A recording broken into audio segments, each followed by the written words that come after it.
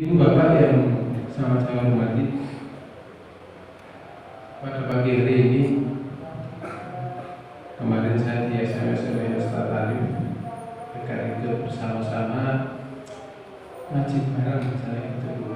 Saya tidak lebih mengerti daripada penjaga, dan saya husnudzon dengan insya Allah dalam pengamalannya lebih baik.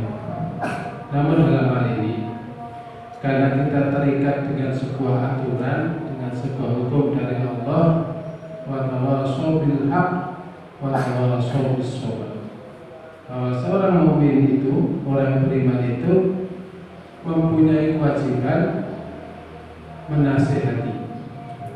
menasihati kepada sesamanya berupa kebenaran. Nah, ketika kita memberi nasihat, biasanya nanti ada konsekuensinya, akibatnya. Mungkin ketika diberi nasihat kurang berkenan, sehingga kita harus bersabar. Wa tawassaw bil haqq wa tawassaw bis sabr.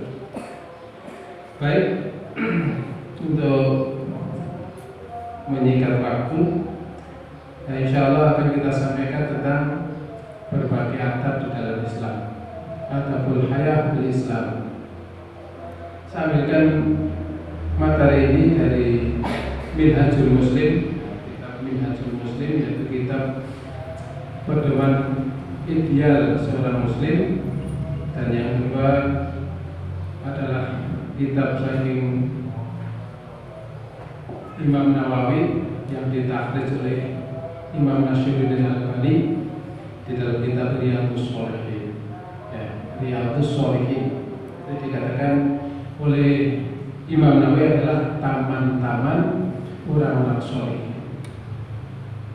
Kalau kita ketahui orang-orang soleh zaman dahulu itu ke taman-taman. Ke taman itu apa? Rekreasinya, dolani, ya. Ke taman-taman surga. Yaitu apa? Yang di dalamnya disebut asma Allah, zikir pada Allah, yang akan menghantarkan mereka kepada sebuah kebahagiaan. Tentu dalam hal ini adalah kebahagiaan dunia maupun kebahagiaan akhirat yang kita idam-idamkan. Itu Bapak. Sebelum saya menyampaikan lebih jauh, kira-kira saat ini kondisi kita jenengan sedang bahagia atau susah? Nah, dalam wajah saya bahagia. Orang-orang jawab berarti kayak susah. Susah atau bahagia? Nanti bahagia mergane apa? Duit-duit. Nah, duit-duit ini nantinya duit-duit bahagia. Mungkin apa betul ini? Tidak punya masalah. Padahal semua orang pasti punya masalah. Itu pasti. Besar kecil pasti punya. Bahkan tidak ada masalah yang besar manakala seseorang itu bisa memanage permasalahan itu. Dan juga tidak ada masalah yang kecil, ketika seorang juga tidak bisa keluar atau mengambil solusi dari permasalahan itu. Maka yang paling baik adalah bagaimana kita mensikapi dari masalah itu sehingga kita tetap berusaha bisa keluar dari persoalan itu. Ibu-ibu yang saya hormati dan juga para bapak, di dalam hidup kita di dunia ini, kita beragama Islam. Kita tahu agama Islam ini adalah agama para nabi, para nabi. Jadi para nabi sejak Nabi Adam alaihissalam sampai Rasulullah SAW itu adalah agamanya Islam. Tapi namanya beda begitu ya. Tapi agamanya adalah Islam. Wa'budullah wa la tusyriku bihi syai'an. Agamanya Islam. Nah, kalau kita perhatikan, kita kaji lebih jauh bahwa Islam ini mengatur apapun yang kita lakukan tiap hari. Sehingga di dalam hidup ini tentu kita akan mengambil sebuah contoh, mengambil sebuah ibrah dari seorang yang dalam hal ini adalah Rasulullah SAW. Maka di dalam Al-Quran surah Al-Ahzab ayat yang 51 Allah mengatakan, laqad kana fi Rasulillahi uswatun hasanah liman kana yarjullah wal yawmal akhir. Sungguh ada suri tauladan yang baik. Laqad kana, sungguh Rasulullah itu adalah suri tauladan yang baik bagi orang-orang liman kana yarjullah, bagi orang-orang yang dia mempunyai harapan, mempunyai keyakinan, mempunyai kepercayaan bahwa dia akan bertemu dengan Allah, maksudnya setelah mati, gitu ya. Nah, bagi kita, bahwa kita meyakini ada hidup setelah mati. Ya mungkin kita tahu nek arah urip setelah mati. Tadi piyambak itu mati pada pecah. Nang kira-kira mati betul tuh. Orang ini rasanya betul mati dah. Rasanya kira mati dah sing mati ki mau piye. Bila lajeng kalau bisa Jawa Barat.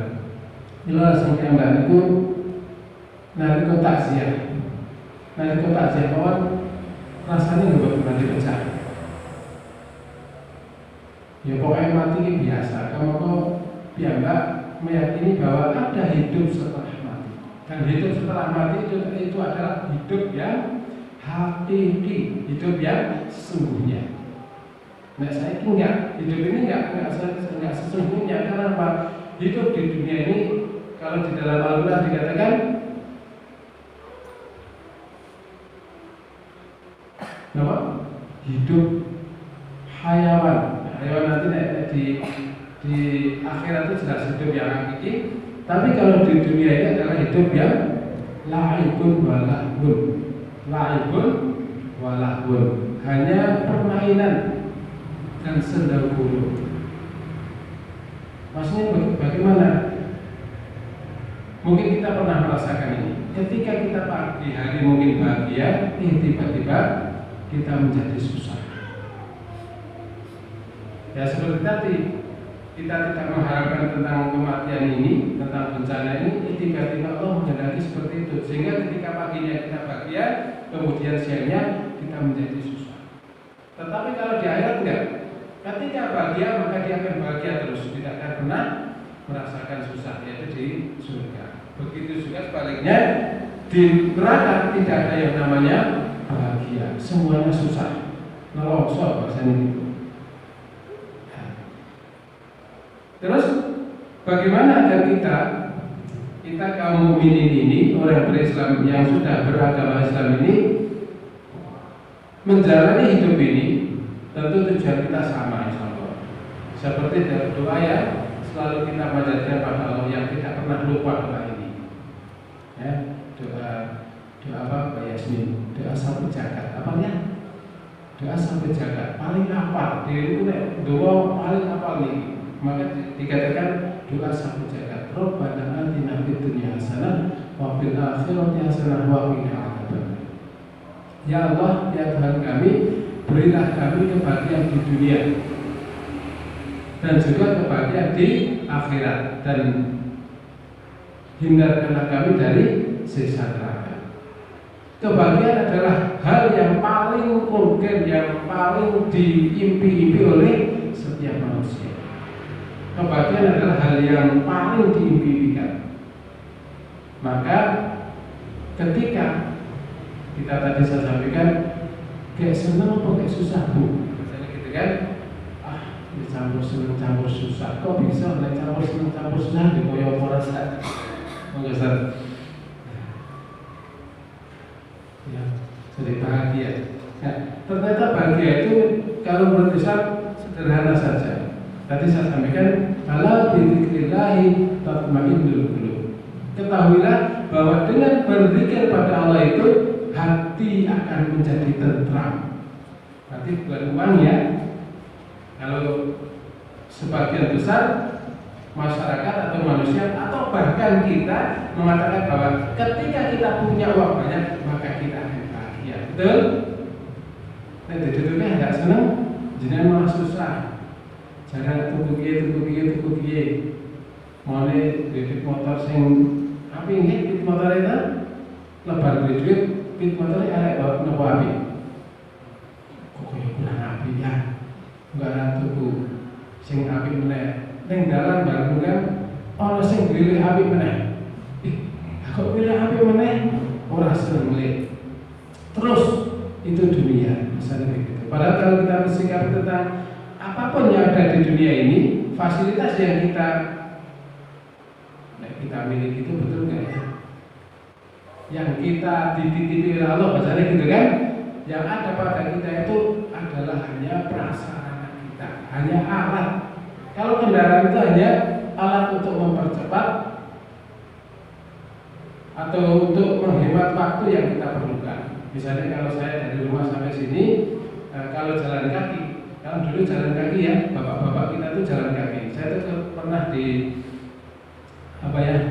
pernah bapak itu pernah ngerti gini. Kami kan juga punya saudara di Wuleri.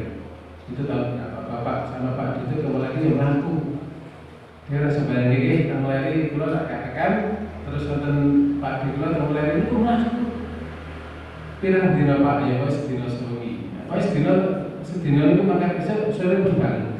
Kok betah? Jadi kalau melaku saking dulu dan sekolah Medali di karena ini orang gelem, biasanya kan belum ada yang melaku motor kendaraan atau ternyata apa yang ada di dunia ini hanya fasilitas, hanya sarana, tidak lebih. Maka yang pakai CB misalnya, yang pakai Grand misalnya, atau yang pakai Mio, atau yang pakai Beat, pakai Vario, NMAX dan seterusnya, itu hanya alat saja, nggak lebih. Hanya yang menjadi persoalan, mengapa ketika kita pakai yang di mata orang mengatakan wah itu barang kuno, itu jadul, kita menjadi tidak atau kurang nyaman dan seterusnya. Ini yang menjadi persoalan bagi kita. Makanan juga seperti itu. Makanan itu pertama kali yang kita lihat adalah hanya nanti mungkin bisa menggairahkan, bisa menumbuhkan rasa keinginan kita untuk makan. Ya kan? Dumeh pupuk lawi pirang-pirang udah dhewe kayak sergap barat mam. Padahal kalau kita mensikapi ini ternyata mudah. Nek oke begitu ya. Tapi diperhatikan memang sulit. Orang-orang dahulu, saya juga mengambil ibroh dari bapak-bapak ini. Ternyata makin enak gampang. Apa Bu? Nah, enak. Nek wis ngelih kono arep mangan apa enak. Nah, jenengan mestinya batang ngelih itu kan tidak lebih kakak. Kan batang ngelih jero loro ngelih badan orang ngelih. Orang enak, bahkan sedih. Mungkin maksudnya ini sedih itu sebenarnya. Sedih itu kan susah kali. Kalau manggung itu sedih ya susah kan sengit. Ketika badan kita nggak sehat, akal kita nggak mood gitu ya, nggak sehat, nggak fokus, maka ketika makan pun nggak akan merasa enak. Itu yang saya hormati dan juga bapak. Pada pagi hari ini, insya Allah akan kita sampaikan tentang adab yang paling mudah, masalahnya gitu. Sekalipun adab-adab di dalam Islam itu luar biasa banyak. Ada adab bepergian, ada adab berumah tangga, ada adab bertetangga, ada adab bagaimana kita hubungan dengan bapak, dengan ibu kita, dengan mertua, dengan adik, dengan kakak, dengan anak, dengan guru, ya. Itu semua adab. Dan akan kita sampaikan dalam hari ini, pagi ini adalah adab makan. Adab makan.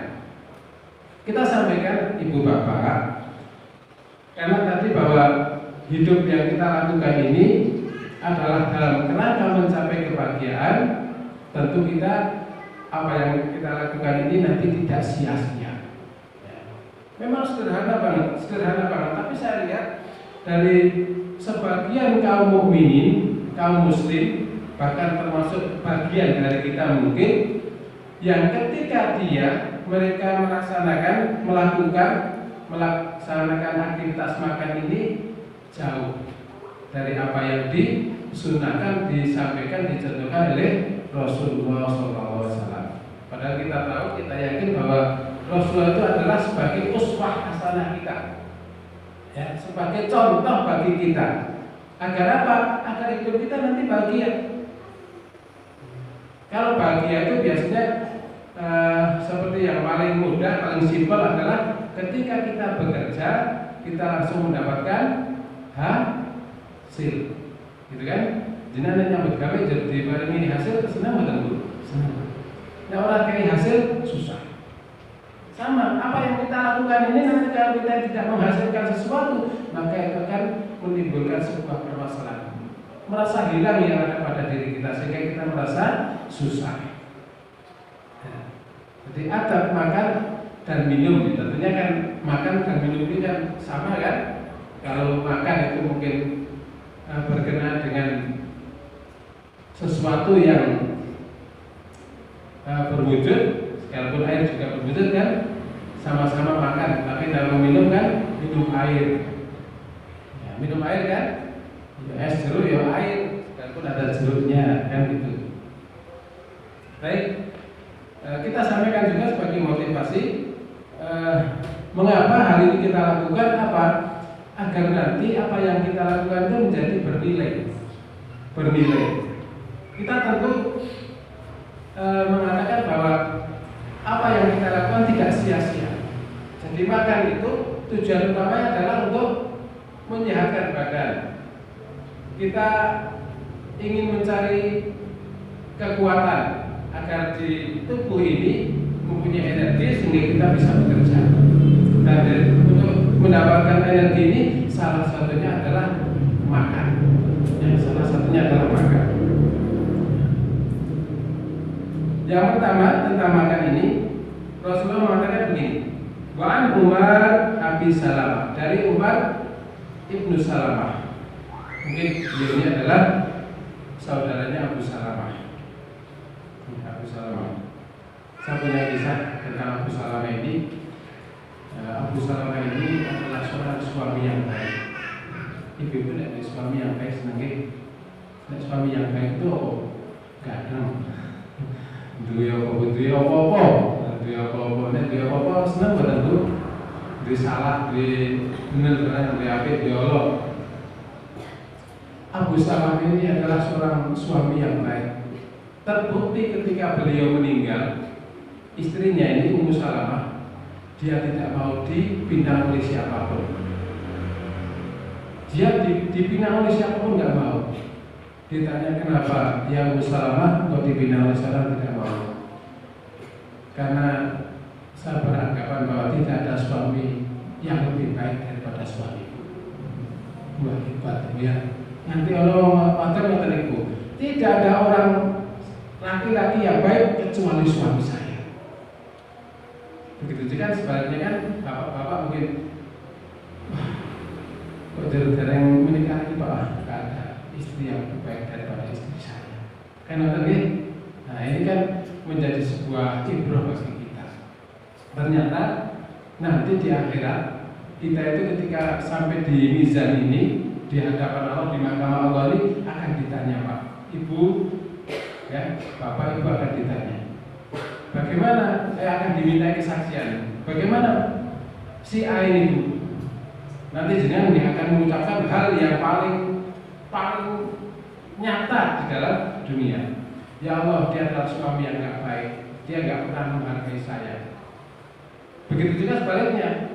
Ya Allah, istri saya ini gak baik. Dia tidak pernah menerima apa yang saya beri dan seterusnya. Di sana tidak ada yang namanya kasih sayang nanti. Semua bahasanya bisa menjadikan. Maka ketika suami, ya kita para suami ini adalah orang yang paling baik, maka akan dikenal dan akan mendapatkan pahala di sisi Allah. Begitu juga sebaliknya, seorang istri ketika dia tidak menjadi istri yang baik, maka dia akan maksudnya mendapatkan murka dari Allah dan akan mendapatkan. Jadi seperti itu.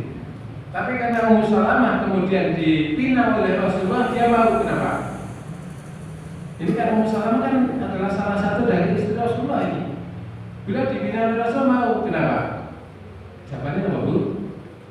Ya mesti gelem, karena tidak ada orang yang paling baik setelah Rasulullah. Kan gitu kan? Tidak ada orang paling baik setelah Rasulullah. Jadi Abu Salamah sekalipun dia baik, tetapi tetap kalah dengan kebaikan Rasulullah dan ketakwaan Rasul kepada Allah SWT. Nah, yang akan kita sampaikan, yang pertama sederhana ya. Rasul mengatakan Samillah wa qul biyaminik wa qul mimma yalik. Muttafaqun alaih. Ya. Rasul mengatakan begini, Samillah wa qul biyaminik wa qul mimma yalik. Di dalam makan yang pertama, Samillah, berdoalah kepada Allah. Makanlah dengan tangan kananmu, dan makanlah dari yang terdekat dengan kamu, yang terdekat dengan posisi kamu duduk maksudnya. Yang pertama disebutkan Samillah, membaca doa. Hafal doanya itu ya? Hafal insyaallah. Tetapi perlu kita sampaikan, ketika seseorang dalam kondisi tertentu, misalnya sangat lapar, kemudian makanan sudah tersedia, nah, karena saking nafsunya untuk makan, kemudian mungkin juga lupa membaca doa. Pernah lupa membaca doa, Bu? Pernah, mesti pernah. Kan pernah, sekalipun beberapa kali. Kenapa? Sifat manusia itu memang pernah lupa. Kalau di dalam peribahasa Arab ini bukan hadis, dikatakan oleh banyak para ulama itu bukan hadis, bahwa al-insan makanul khata wal isyan, itu bukan hadis, dikatakan begitu, hanya sebuah kalimat yang baik saja, mafhumul begitu, bahwa manusia itu adalah tempatnya salah dan lupa. Salah dan lupa. Namun jangan lantas hal ini dijadikan sebuah konsep, sebuah patokan bagi kita, bahwa kita yang sering pelupa mungkin gitu ya. Nah, jurnali baik.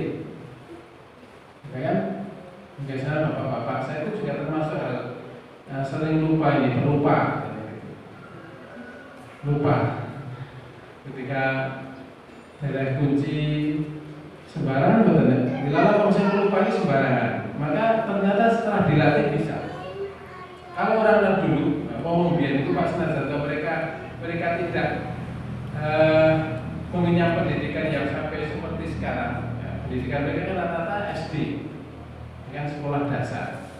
Tetapi mereka ternyata di dalam meniti hidup ini, menata kehidupannya ini lebih bahasanya lebih bijak, dan mereka lebih disiplin bahasanya. Saya pernah lihat tempat yang natal kecil itu ya, tempat jarum untuk jahit, pelemidom teman-teman ya. Itu ada tempatnya ternyata. Dalam hal apa? Supaya nanti tidak lupa, apalagi itu barang yang kecil. Itu kan tertib, disiplin bahasanya gitu. Coba kalau kita pasang, ini kunci harus di sini, mungkin ditulis kan, ini kunci apa kan, kunci lemari atau kunci pintu atau kunci motor dan seterusnya. Ternyata ketika kita sudah setiap kali menempatkan di situ, maka tidak akan lupa nanti, kan? Tapi kalau sembarangan lupa nggak? Bapaknya madrasah kunci, wah kunci ini gitu buka, tuh ibu kayak gawean, kayak ngurusi anak-anak, kayak nyuci, mana bener Bu? Kena dalangnya sak, ya, dalangnya kok sih bener, nah, malah dalangnya bener kira-kira. Bapak kok malah menyenangnya, nah gitu kan, dan seterusnya. Padahal ini adalah kesalahan dari seorang sehingga menimbulkan berbagai persoalan dulu. Nah, jadi manusia memang pernah lupa dan bahkan Rasulullah sendiri pernah. Beliau itu suatu hari ngimami sholat duhur. Sholat duhur ketika itu hanya 2 rakaat. Sholat duhur ketika itu hanya 2 rakaat. Padahal Rasulullah ketika itu tidak dalam perjalanan atau menjadi musafir. Karena sahabat-sahabat mengira bahwa kemungkinan sholat duhur sudah dirubah yang tadinya 4 rakaat menjadi 2 rakaat, sehingga para sahabat tidak ada satupun yang mengingatkan. Kan makmum kan boleh mengingatkan kan ketika imamnya salah, maka bapak-bapak mengatakan subhanallah, gitu kan? Ibu-ibu cukup tepuk tangan. Tepuk tangannya berapa? Tepuk tangan pramuka, plok kan enggak cukup tepuk kan sudah. Sudah kelihatan kan, sudah dengar.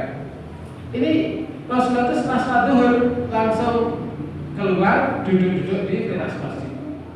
Kemudian sahabat, ya Rasulullah, apakah sholat duhur sekarang itu sudah dirubah menjadi 2 rakaat? Loh, kok kalian mengatakan begitu? Iya, tadi jadinya sholat duhur 2 rakaat. Betul begitu? Betul. Kemudian Rasulullah, ayo kita sholat ditambahin 2 rakaat. Bukan malah saya sholat duhur 4 rakaat enggak, tapi ditambah 2 rakaat. Jadi nek jenengan lupa misalnya sholat duhur jenengan ping 3 jero wedhus ke masjid, Pak, jenengan mau bilang sak rakaat. Napa nggih? Nggih estu. Nah, jenengan bisa diulang sholat duhur yang 4 rakaat cukup. Nah, jangka sing setengah rakaat. Ambil tempat cukup. Allah Akbar, sholat 1 rakaat, kemudian sebelum salam dia sujud apa Pak? Berapa Pak? Ibu-ibu sudah apa Bu? Sujud sahwi. Lupa, ya. Subhanallah, yana wa la yasbuh. Kan gitu kan? Ternyata Rasulullah saja pernah lupa dalam kerangka apa memberi pembelajaran bagi kita. Apalagi tadi saya sampaikan posisi kita kondisional sekali kan, lapar, makanan sudah tersedia, maka kita akan langsung makan biasanya, kan? Sambillah, maka berdoalah pada Allah. Nah, ketika lupa apa? Nah, ketika lupa nanti ada bacanya. Kemudian wakul biyaminik, dan makanlah dengan tangan kanan. Nih, maaf ibu-ibu bapak, bahwa hukum makan ini adalah mubah. Ingat ya, mubah itu nek dilakoni ya kena, ora dilakoni ya kena. Maksudnya orang lupa biasanya betul, tidak menjadikan sebuah dosa. Namun yang mubah ini ketika hal ini dilakukan sesuai dengan sunnah Rasulullah, ya, sesuai dengan contoh Rasulullah, maka ini akan menjadi sebuah pahala bagi kita. Ya, berarti makan kita sejak dari kecil sampai sekarang makan berapa kali Bu? Kalau sing itu Bu? Orang-orang Allah di catatan Allah ada. Di catatan Allah ada. Kenapa? Allah Latiful Khabir. Allah itu maha halus dan dia tidak terlewat sedikit pun. Jadi nanti rekaman kita ketika kita sudah mati besok dan di hadapan Allah, di mahkamah Allah, diadili oleh Allah, itu tidak ada satu pun yang terlewat. Sekalipun hanya 1 detik, tidak ada yang terlewat itu nanti. Kita nggak tahu kan sudah berapa kali kita makan, sudah berapa kali kita berdoa, dan ketika berdoanya bisa khusyuk enggak? Bisa khusyuk enggak misalnya gitu. Karena apa? Doa yang khusyuk atau ibadah yang khusyuk inilah yang akan diterima oleh Allah. Nah, terus kalau mau bis ngelih, bis ke susu, nah ya tadi kan mungkin doanya juga Bismillah, Allahumma barik benar. Kan? Coba kalau kita mengingat Allahumma barik lana. Tenang kan? Juga namanya tenang, apalagi mau sholat. Sholat ke susu yo. Saya meneh orang konsentrasi dan khusyuk insyaallah.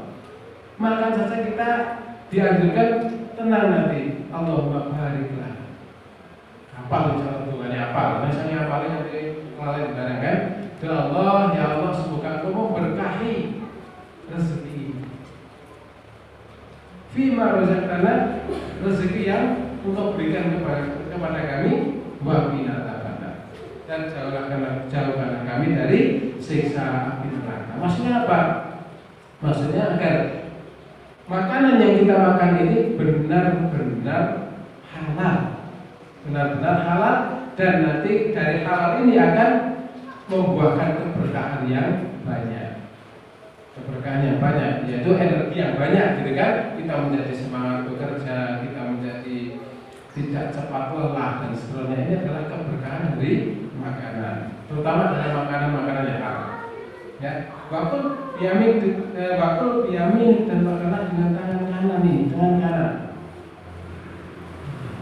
termasuk juga Bapak Ibu, termasuk juga ketika kita makan, misalnya yang juga pakai cabai, misalnya makan gorengan pakai cabai, sekalipun pakai cabai, sing tengah nganggo gorengan ini, sing kiwa dan nganggo cabai ini enggak, tetap nanti kita harus dipindahkan ke kanan. Dalam rangka apa? Kita mencontoh Rasulullah supaya apa yang kita lakukan itu menjadi sebuah pahala, maksudnya gitu.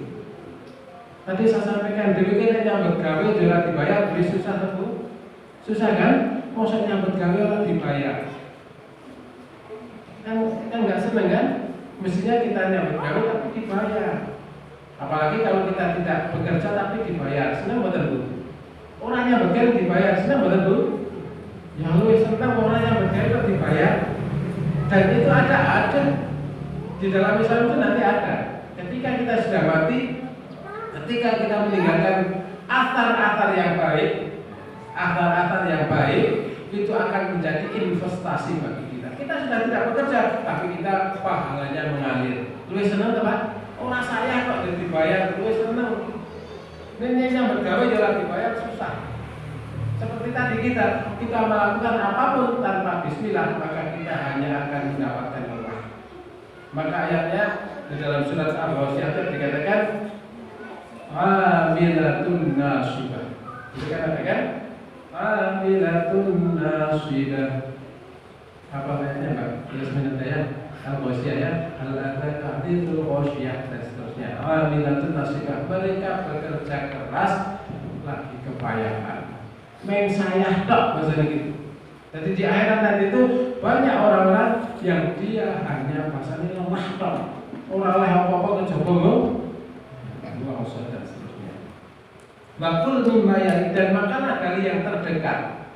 Nah, ini khususnya di rumah atau di dalam kita mendapatkan hidangan. Nenek warung ya orang, misalnya warung ya cukup kan sudah diberi lauknya dan seterusnya. Ini khususnya ketika kita makan di rumah atau di dalam jamuan. Jadi ketika kita makan ini, maka kita bismillah pakai tangan kanan, kemudian mengambil yang paling dekat dengan kita. Nenek sing paling cepat ora patek disenengi terus pundi Pak Bu? Yo ngenteni.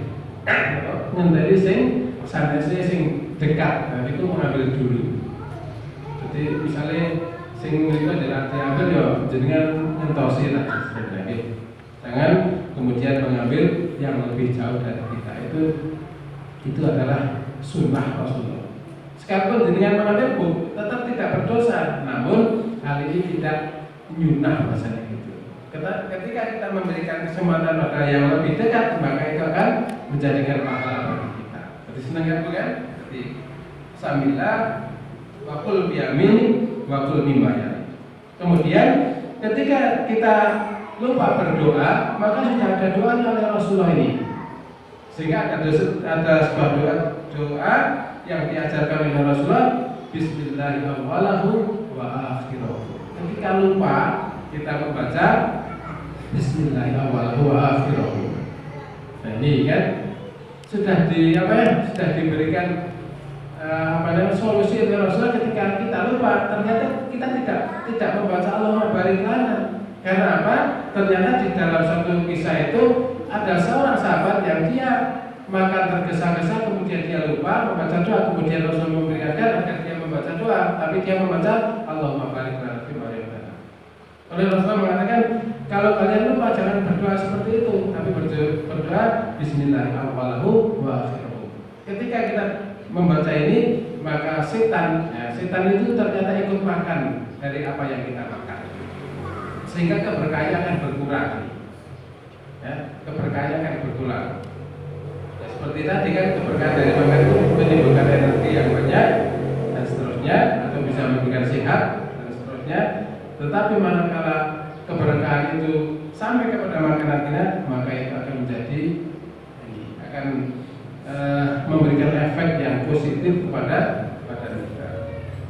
Maka ketika lupa itu membaca ini, sehingga ketika membaca ini Rasulullah mengatakan, maka setan memuntahkan apa yang mereka makan bersama kalian. Jadi keberkahan dari makanan yang direbut dari setan itu dikembalikan. Tetapi kalau membaca Allahumma barik lana, tetap dimakan setan. Ini Bismillahirrahmanirrahim wa akhirahu. Ini. Kemudian yang seterusnya, Rasulullah tidak pernah mencela makanan. Rasulullah tidak pernah mencela makanan. Di dalam riwayat dikatakan ingkarihahu tahu. Jadi lalu kok piyambakipun panjenenganipun ngersakaken setunggalipun makanan dan beliau menyukai, beliau makan. Tetapi manakala beliau tidak suka terhadap satu makanan, maka beliau tinggalkan. Tidak beliau komentari. Kalau kita mungkin kan, dikai orang senang, wah aku langsung gorengan, mungkin langsung gitu kan, dan menampakkan raut wajah, kan langsung bahasa tubuhnya ada kan, langsung bersengut atau beri dan seterusnya kan, mertandanya bahwa kita agak suka dengan makanan itu. Padahal Rasul tidak seperti itu. Rasul itu tidak pernah menampakkan seperti itu, karena beliau itu sangat tahu tentang apa yang beliau lakukan, dan ternyata dengan makanan ini nanti akan sampai kepada yang membuat. Jadi kalau orang itu kalau sudah membenci kepada seseorang, maka ketika dia diberi makanan oleh orang yang dia benci, dia ikut tidak senang dengan makanan yang dia bawa. Kalau ayam dari mana ini? Gitu ya. Semua mungkin jadi nggak enak rasanya. Kenapa? Kita membenci pada seseorang, misalnya bawa-bawa ini. Nah, Rasulullah itu tidak pernah mencela makanan. Maka bapak-bapak tentu kan, misalnya sedang dimasakin ibu-ibu, ini nanti juga menjadi pembelajaran bagi bapak-bapak. Jenengan ketika mensikapi ini tidak serta-merta. Misalnya jalannya kasinan, terus hari wah, tiga uyasan gedeng lebih muasin banget. Nah, kan nggak usah bahasa itu. Kenapa? Hal itu akan menyinggung perasaan tadi. Ya kan? Cobalah seorang suami yang bijak, bapak-bapak yang bijak. Misalnya bini takkan, Bu, Pak, coba betul Pak, masalah wah, nah jasa saya ini sama jasa tak tunggu dia. Asin banget Pak. Misalnya yang rasanya asin dah Pak. Kakek lihatnya Pak, ya kok ya, bisa belum ya. Ini yang paling baik. Dan Rasulullah juga memberikan contoh yang seperti itu. Bahkan suatu hari pernah Rasulullah itu bertanya kepada Aisyah radhiyallahu anha, ya Aisyah, hari ini ada makanan apa? Wah ini kita belum pernah insya Allah. Ibu kita belum tahu mengalami kondisi seperti ini. Ya Aisyah, hari ini kamu punya makanan apa? Punya lauk apa mungkin kan? Ya Rasulullah, hari ini aku tidak masak. Nek bapak-bapak jadi takkan orang sego orang jangan ya Pak. Bu, hari ini masak apa Bu? Nyoran masakan. Tegal-tegal kamu dijual mana apa? Rasul tidak. Hari ini tidak ada makanan yang dimasak oleh Aisyah. Ternyata Aisyah itu memang nggak punya apa-apa. Jadi bapaknya Rasulullah itu tidak memberikan belanja karena memang beliau tidak punya uang, sehingga tidak memberikan kepada istrinya. Sehingga hari itu tidak masak. Sehingga Rasul mengatakan, kalau kamu tidak punya masakan, tidak punya makanan, maka saya akan berpuasa. Mudah banget kan? Ya Rasul kemudian berpuasa. Tetapi ini kondisi Aisyah ini, dia juga tidak menuntut kepada Rasulullah. Karena apa? Karena beliau tahu bahwa Rasulullah tidak punya uang ketika itu. Ternyata ini juga menjadi sebuah pembelajaran bagi kita, bagaimana agar seorang istri itu kemudian tidak menuntut yang lebih dari kemampuan suaminya. Ini yang juga termasuk istri yang baik. Jadi nanti mungkin suatu saat juga akan kita sampaikan tentang bagaimana hak seorang istri, bagaimana kewajiban seorang suami, bagaimana hak seorang suami dan kewajiban seorang istri pada suami dan seterusnya. Ternyata ini juga ada adabnya. Ini kan juga nanti harus dipelajari oleh kita sekalian agar apa? Hidup ini menjadi sebuah keberkahan dan kita akan mendapatkan kebahagiaan. Mesti kan begitu kan? Jadi Rasul tidak pernah mencela makanan. Ya, terus yang selanjutnya,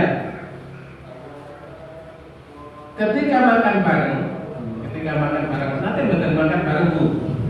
Nah, makan yang enak itu ternyata dengan bersama-sama. main rebutan, misalnya gitu ya, main rebutan. Bahkan seorang bapak itu di dalam satu rumah itu misalnya, itu yang paling baik juga adalah makan bersama-sama. Dan insya Allah juga akan merasakan nikmatnya bersama-sama. Nikmatnya bersama-sama. Karena apa tadi itu kan maksudnya kayak rebutan. Dan insya Allah akan lebih cepat kenyang.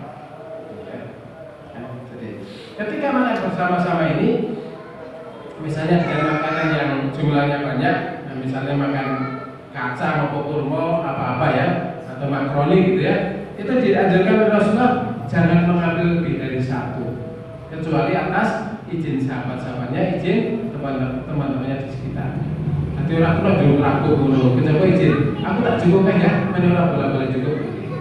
Tapi ketika tidak diizinkan, tidak diperkenankan. Karena apa? Bahasanya orang umani, orang umani. Ya, orang umani bahasanya gitu. Nah, ini pernah ada kisah yang menurut saya sebuah kisah yang sangat menarik. Tapi ini juga tentang adab juga nanti. Dan ini juga ada materi tersendiri. Rasulullah ini pernah bersama-sama dengan sahabat, termasuk Ali. Ketika itu Ali itu sudah menjadi menantunya atau belum? Saya lupa, tapi insya Allah sudah menjadi menantunya beliau. Suatu hari beliau itu makan kacang bersama sahabat ini. Makan kacang kulit ya, kacang kulit maksudnya, datang muncai ibarat. Nah, Ali bersama Rasul ini sama-sama makan. Nah, makanan kacang yang kita makan itu kan biasanya kan kulitnya ditaruh di depannya biar mau ditaruh di kacangnya bu. Pak, dari kacang itu dari kulitnya dari kacangnya bagi dengar video Pak. Ya mungkin segala tempatnya ya sekarang kan. Enggak, ketika ditembakkan biasanya kan dibuka kita. Ya Ali ini ingin bermasalah gojek, guyon dengan Rasulullah, guyon dengan Rasulullah. Dan Rasulullah itu ternyata beliau juga suka berguru. Pernah beliau itu berguru. Masalah canda ala Rasulullah, dan ini juga ada atapnya tadi. Nah, Ali ini makan kacang, kemudian kulitnya itu delekin yang di depannya Rasulullah. Maksudnya apa? Nah, Ali ini orang makan kacang, ini si makan kacang si datang kayak Rasulullah. Maksudnya itu kan kira-kira ada yang wah sopan. Ternyata ini Ali jadi minta guyoni gitu. Kemudian Ali berkelakar ini, ya Rasulullah, jenengan dengan kacang peras monten ini. Rasulullah juga marah ketika itu beliau hanya tersenyum. Iya Ali, aku makan ini. Neng aku makan moe dok. Hari nggak sampai kok makan karo kulit gitu. Kata bener lu. Ya Ali kamu kok kulitnya saja dimakan aja kulit kamu itu nggak ada malah dikaki Rasulullah. Dan ini Rasulullah. Dia tidak marah dikatakan seperti itu. Beliau itu hanya berkelakar misalnya gitu. Ya. Jadi tidak boleh lebih dari satu tentunya, kecuali atas izin dari teman-temannya. Kemudian yang selanjutnya, Rasulullah tidak pernah makan kecuali kondisi lapar. Ya, beliau tidak makan kecuali lapar dan beliau berhenti makan sebelum kenyang. Nah, ibu, masa balik ini benar. Sidik-sidik makan. Tuh, ini tadi udah oke tuh bu. Dulu saya ibu anaknya ngambil mulai dari Rasulullah itu beliau tidak makan kecuali lapar dan sudah berhenti sebelum.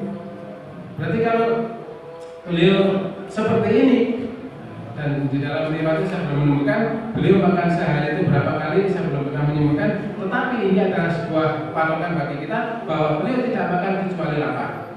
Berarti kalau kita memang lapar ya boleh makan. Ya. Ini orang Jawa kan jenis mangan madang ya pokoknya madang sego gitu ya. Terus dinaimi ayam romah kan di burung kawanan. Bapak dari hasil Pak belum mau tak makan mie ayam. Burung dahar sego seterusnya. Padahal itu ada juga makanan gitu ya. Tapi intinya bagaimana agar kita bisa menyertai Rasul ini? Agar apa itu Bapak? Apa yang kita lakukan itu menjadi bernilai bermakna dan mendapatkan keberkahan, dan yang terakhir adalah kita mendapatkan pahala. Nah, Rasul juga ketika tips makan beliau adalah mengambil dengan 3 jari, ya, Beliau kan ketika itu kan belum ada sendal dan memang beliau tidak suka pakai sendal. Ternyata dari makan dengan jari ini ternyata secara kesehatan dia akan membantu pencernaan kita. Karena di dalam jari-jari ini ada satu zat yang bisa melunakkan makanan ini. Ini ya. Dan beliau mengamalkan dengan 3 jari, artinya sedikit demi sedikit. Artinya dia mendapatkan pahala yang banyak ketika makan. Yang nganggo cendok ya sidik-sidik bahasa kita. Nah, kalau nganggo cendok cilik, gitu ya. Nah, ukurannya dengan 10 cendok menjadi 20 cendok. Nah, dan ini akan menjadikan pahala dan pahala ini. Ya, pahala dan pahala. Tentu kita akan merasa senang dan merasa bahagia karena kita mendapatkan bayaran yang oke. Begitu kan biar. Jadi kita hanya bekerja beberapa saat, tetapi pahalanya sangat banyak. Itu adalah beberapa adab yang disampaikan oleh Rasulullah berkenaan dengan makan. Kemudian minum. Minum ini hampir sama seperti itu. Nah, bagaimana posisi minum? Posisi minum yang dianjurkan oleh Rasul adalah dengan duduk. Sekalipun berdiri itu tidak berdosa. Ya, berdiri itu diperbolehkan. Tapi kalau malah kita minum sambil duduk, maka dia akan mendapatkan kebaikan, keberkahan, dan insya Allah akan mendapatkan pahala. Kemudian ketika minum pun juga harus membaca basmalah, membaca doa karena sama-sama makan. Jadi makan, memasukkan sesuatu ke mulut itu namanya makan atau minum nanti. Ya. Dan ketika minum maka harus tidak boleh satu tegukan. Harus Rasul mengatakan yang disukai adalah nah ini ya 3 tegukan. Jadi minum gitu ya, bukan karena saking hausnya kemudian rata-rata gitu kan, saking ngelak kan gitu kan. Sekalipun menurut saya ibu bapak itu tidak menimbulkan dosa tidak, tetapi manakala hal itu tidak menjadikan kita mendapatkan energi, mendapatkan pahala kan rugi kita kan. Coba kalau kita rasakan ternyata minum dengan sedikit kita bisa merasakan nikmat, kemudian manfaatnya insya Allah kan bisa kita serap di dalam tubuh ini. Nah, demikian ibu bapak yang kita sampaikan berkenaan dengan adab makan. Wah, saya habis buat-buatnya dituntut 5 hari tujuh ribu. Ternyata menurut saya ibu ini dalam rangka kebaikan kita bersama. Kita tidak pernah bandino mau, bandino muncul. Lalu kau yang lama ini kau lajeng berpahala dan berpahala. Nah, insya Allah kita